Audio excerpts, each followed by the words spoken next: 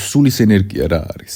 სულის ენერგია არის ის, რომ დილით დგებით, საქმის კეთების სურვილი გაქვთ, არ გეზარებათ, ოჯახის წევრი გიყვართ, мотивация გაქვთ, ყველაფერი კარგი რაც ხდება თქვენს ცხოვრებაში, ეს არის სულის ენერგია. და თუ ადამიანს რაიმე პარაზიტი ყავს და ის იღებს ენერგიას, მატულობს სიზარმაცე, მატულობს უენერგიობა, მატულობს არაფრის კეთების სურვილი, მატულობს სიყვარულის ნაკლებობა, ნებისმიერი ნეგატიური აზრი, სიტუაცია რაც ხდება ჩვენს ცხოვრებაში, მიზეზი არის ყოველთვის მუქი. მიზეზს ქმნის ის, რომ ადამიანმა ინერვიულოს, მხოლოდ ნერვიულობის დროს და ნეგატივის დროს იწვება სულის ენერგია და გარდაიქმნება მათ საკვებად. მათ არანაირი ძალა არ გააჩნიათ ჩვენი დაშვების გარეშე, ჩვენი ნების გარეშე. მუქს ერთი ბერკეტი აქვს, მეტი არაფერი არ აქვს. ატყუებს ადამიანს და გარკვეულ ილუზიაში ამყოფებს. აი მაგალითად ეხა მეზობელი რო დაარწმუნოთ თქვენ, რომ სადარბაზო თქვენ გეკუთვნით და ყოველი შემოსვლის დროს სადარბაზოში ხარკს რო გიხდიდეთ. წარმოიდგინეთ რომ მივიდე მე, ხრა ამ ადამიანს ვინც ხარკს იხდის, რომ აუხსნა, რომ ეს ესია კანონი ესია. რას იზამს ეს ადამიანი? ვინც ხარკს ახდევინებ და ის მყისიერად დაკარგავს ძალაუფლებას, იმიტომ რომ სინამდვილეში არც არასდროს ქონდა ძალაუფლება. უბრალოდ ადამიანმა დაიჯერა